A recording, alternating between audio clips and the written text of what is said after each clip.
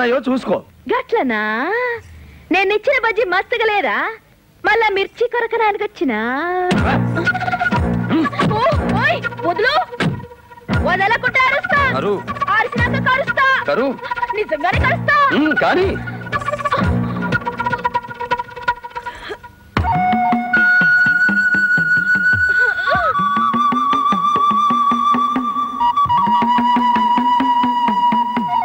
కారులో తిరగడమే కాదు, కారం తినడం కూడా తెలుసు. ఇప్పుడు నిన్ను ముద్దు పెట్టుకుంటే అడ్డుకోవడానికి ఎవ్వరూ రారు. మీరు మగాళ్ళు గారు రాండి. ఎవరు రారు. ఫ్రీ షో చూస్తున్నారు, చూడని.